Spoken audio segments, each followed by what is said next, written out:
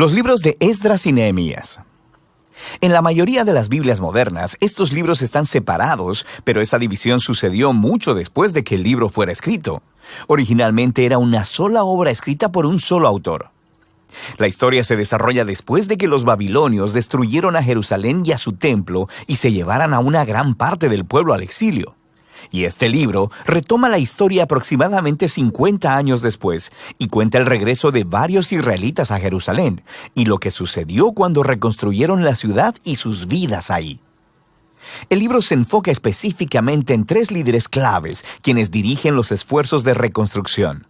Tenemos a Zorobabel, Esdras y luego Nehemías, y el diseño del libro se enfoca en los esfuerzos de cada líder.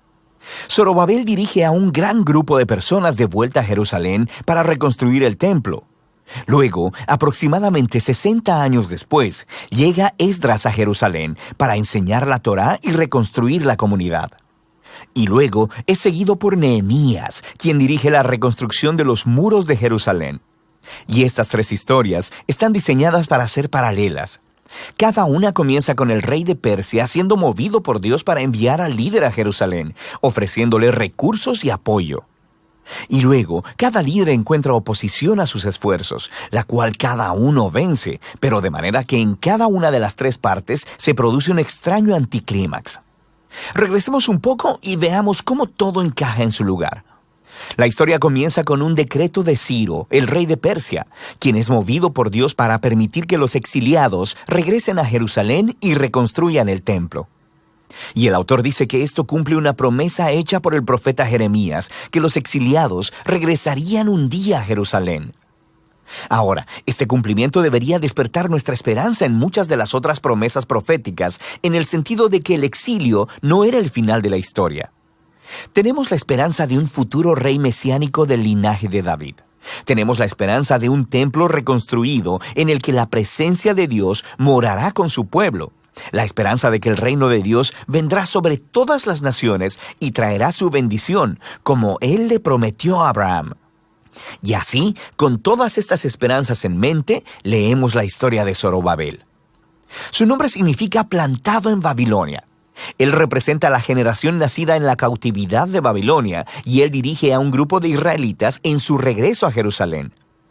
Después de que se asientan ahí, ellos reconstruyen el altar para ofrecer sacrificios y después el templo mismo. La ceremonia para poner los fundamentos y la dedicación final del templo son momentos claves. Las historias pasadas del tabernáculo y de la dedicación del templo deberían estar en nuestras mentes. Este es el momento en el que la ardiente nube de la presencia de Dios debería descender. Él está morando con su pueblo y no sucede. Así que, aunque algunos están felices por este nuevo templo, los ancianos que habían visto el anterior templo de Salomón lloran con angustia. No se parece nada a su glorioso pasado o a sus esperanzas para el futuro. Y es aquí donde tenemos la primera historia de oposición, y es muy extraña. Los nietos de los israelitas que no fueron llevados al exilio habían vivido en Jerusalén todo este tiempo y vienen a ofrecer ayuda para la reconstrucción del templo. Y Zorobabel se niega. Dice, ustedes no tienen parte en nuestro templo. Y esto, por supuesto, genera un conflicto, el cual Zorobabel vence. Pero es muy extraño porque los profetas habían visualizado que las tribus de Israel se unirían junto con todas las naciones para participar en la adoración al Dios de Israel cuando el reino finalmente llegara. Así que este es un momento anticlimático, por no decir más. En la siguiente sección nos adelantamos unos 60 años y conocemos a Esdras. Él es un líder entre los israelitas exiliados en Babilonia. Es un erudito en la Torá y un maestro, así que es nombrado por Artajerjes, el rey de Persia, para guiar otro grupo de personas de regreso a Jerusalén. Y Esdras quiere traer una renovación espiritual y social dentro del pueblo. Nuestras esperanzas se elevan y de nuevo llegamos a un momento anticlimático en la historia. Esdras descubre que muchos de los israelitas exiliados que habían regresado se habían casado con personas no exiliadas que permanecieron viviendo en Jerusalén. Algunos no eran israelitas y es casi seguro que otros sí lo eran. Esdras luego apela a los mandamientos de la Torá, en el sentido de que Israel debía ser santo y separado de los antiguos cananeos. Y luego dice que las personas viviendo alrededor de Jerusalén son como los cananeos. Ellos van a corromper a los exiliados. Así que Esdras ofrece una muy conmovedora oración de arrepentimiento. Pero luego, él reúne a todos los líderes y promulga un decreto de divorcio que dice que todos esos matrimonios deben ser anulados y las mujeres y los niños expulsados. Y luego, el decreto solo se cumple parcialmente. Se nos da una lista de algunos de los hombres que se divorciaron de sus mujeres. La historia es muy extraña por varias razones. Primero que nada, Dios nunca ordenó a Esdras que hiciera esto. Fueron los líderes de Jerusalén quienes llevaron a Esdras a hacer el decreto. Segundo, el profeta contemporáneo, Malaquías, sí dijo que el exiliado debía preocuparse por la pureza, pero también dijo que Dios se opone al divorcio. Así que los resultados combinados del decreto encajan con este patrón de una conclusión extraña y anticlimática. Lo que nos lleva a la siguiente sección acerca de Nehemías. Aquí tenemos a un oficial israelita sirviendo en el gobierno persa. Y cuando él escucha sobre el estado arruinado de los muros de Jerusalén, él ora y obtiene permiso del rey persa Artajerjes para ir y reconstruir los muros. El rey incluso le da una escolta armada y muchos recursos. Así que después de llegar a Jerusalén, comienza el proyecto de construcción y también se enfrenta a oposición por parte de las personas que ya habían estado viviendo en Jerusalén. Una vez más, nos enfrentamos a una tensión en la historia. El profeta contemporáneo Zacarías dijo que la nueva Jerusalén del reino de Dios sería una ciudad sin muros, que la presencia de Dios la rodearía, que personas de todas las naciones vendrían y se unirían al pueblo del pacto. Pero Nehemías parece operar con una visión contraria. Él les informa a las personas que rodean a Jerusalén que no tienen parte en Jerusalén, y esto, por supuesto, los mueve a hostilidad. Así que, aunque Nehemías cumple su visión para la ciudad con integridad y valor, ellos tienen que construir la ciudad con guardias armados protegiéndolos. Y nos preguntamos, ¿podría todo este conflicto haber sido manejado de otra manera? Y todo esto nos lleva a la conclusión del libro en dos movimientos, primero positivo y luego negativo. Esdras y Nehemías combinan sus esfuerzos para traer una renovación espiritual entre el pueblo. Ellos reúnen a todos los exiliados para un festival y enseñan y leen la Torá a todo el pueblo durante 7 días.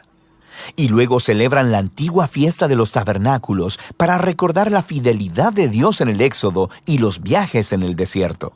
Y confiesan sus pecados y se comprometen a renovar el pacto y a seguir todos los mandamientos de la Torá. Y terminan con una gran celebración sobre el templo y los muros de Jerusalén. Y pensaríamos que este es el momento decisivo, pero no lo es. El libro termina en una nota completamente deprimente. Nehemías da un paseo por la ciudad y descubre que el pueblo no ha estado cumpliendo sus votos del pacto. La obra de Zorobabel está deshecha, ya que él se encuentra con el templo en descuido y siendo administrado por un conjunto de gente que no está calificada. Luego descubre que el trabajo de Esdras ha sido comprometido. Encuentra a todos violando la Torá, a personas trabajando en el día de reposo. E incluso su propio trabajo en los muros está en juego porque las personas están poniendo mercados alrededor de los muros de Jerusalén y trabajando en el día de reposo. Y Nehemías desata un alboroto, golpea a las personas, les tira el cabello y les grita: «¡Obedezcan los mandamientos de la Torá!». Y sus últimas palabras son una oración para que Dios lo recuerde y que por lo menos él hizo el intento. Y así termina el libro. Quiero decir, es muy extraño, pero nos hemos preparado para esto, ¿no? Estos momentos anticlimáticos han sido entretejidos intencionalmente en el diseño del libro. Así que nos hace preguntarnos, ¿qué podría contribuir este libro a la narrativa de la Biblia?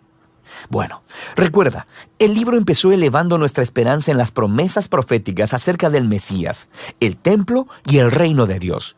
Y luego no sucede nada de eso. Así que aunque Israel está de vuelta en la tierra, no parece que su estado espiritual anterior al exilio haya cambiado. Y aunque Esdras y Nehemías hacen lo mejor que pueden, sus reformas políticas y sociales entre el pueblo no abordan los problemas centrales de los corazones. Así que el libro está apuntado a la misma necesidad que resaltaron los profetas Jeremías y Ezequiel.